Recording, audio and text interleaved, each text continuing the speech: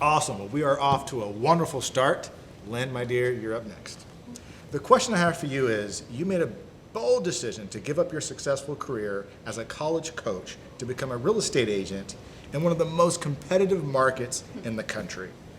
What motivated you to enter the crazy world of real estate sales at this stage in your life, and why do you think you've been able to do so well so early on?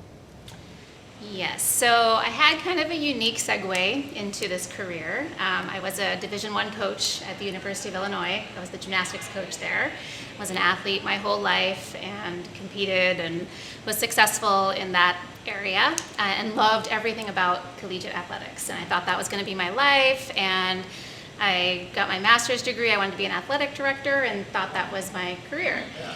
And when I talked to you on the phone, I actually love the title of the show because I think there are moments, right?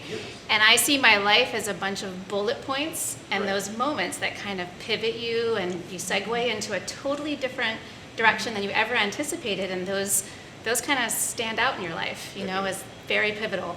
So it was, I'd had a baby and coaching was challenging. Division I coaching in the Big Ten, I was recruiting constantly. I was gone all weekend, and we made a family decision. My husband at the time was recruited by T-Mobile, so we made the trek out here to Seattle. Very fortunate to be able to be a stay-at-home mom for about 15 years. Loved and feel so grateful that I was given that opportunity. And then it was around 2014, I remember distinctly a moment. I woke up and said, okay, these three boys, you know, they've been my life for the last 15 years, but what do I want now? And what do I want to be when I grow up? What's my next thing? And I was 45 years old, and I've always had that, like, what's my next thing in life? And we moved around a lot when the kids were little, so I'd always witnessed real estate transactions from afar, like watched real estate agents and what they did. I was an interior design background, so I've always loved decor, I've always loved design, I've loved staging, that whole side of real estate, so it was a natural kind of segue, and I had a lot of friends kind of pushing me when I said, hey, I'm ready to go back to work. What do I want to do? They're like, oh my gosh, you should do real estate. Everyone kept pushing me in that direction. I'm like, you know what, it's perfect. Yeah. So I spent the year, about 6 months or so, just getting my license, and I dove in, and I think having the background in athletics, just, number one, I was confident. Number two, I knew I was going to be successful. Yeah. I think I got that from my parents, that innate feeling of, I just knew whatever I would do it well. Wow. I would do it to the best of my ability. I just had that in me. I didn't have to fake it. I kind of knew it. Yeah. It was just an innate confidence. So I just went out there my first year, and you kind of fake it till you make it in the beginning, but then I started, once you start making it, it becomes very natural, and I knew I was good at it. I knew it came naturally. I knew that the clients that were being drawn to me were the clients I wanted to work with, and it just has been this really wonderful, natural progression. And I think when you love what you're doing every day, it's a blessing, number one, but you're going to be successful. I love that. There's so much wisdom in just, like, I'm inspired and excited just listening to that. Yeah. Because it's so true.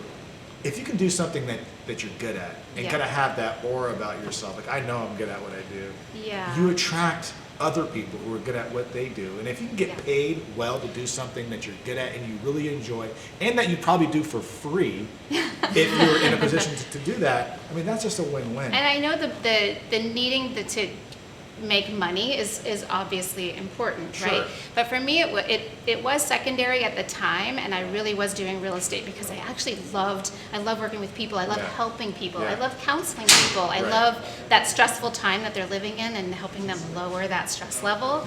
So it was just, I don't know, it was perfect. It was a wonderful experience of jumping into something brand new. 100%. And that, for you, that makes total sense. Because I was wondering to myself, like, I wonder why she's doing so well. This is our first time meeting in person, but I can tell from the very first time when we first engaged in conversation over the phone, you just dripped of confidence.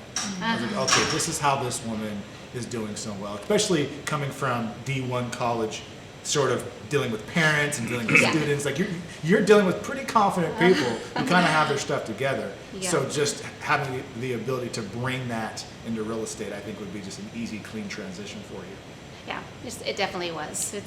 And you don't have to like fake that confidence. It has to come from within. It really does. But you really have to, we were talking about this earlier, how you really have to know who you are. Yeah. And I think because I got into the career a little bit later, I really was confident in who I was and what I was bringing to the table. And once you have that layer there, it just comes out, and you attract the type of people that, like we said earlier, like you want to work with, and the clients that you want to attract and help. It comes naturally. That's fantastic. Yeah. That's fantastic. So the follow-up question I would have for you is there anything that you were scared of during that initial transition? Like, I know I'm good at interior design, but maybe I'm not that good at sales.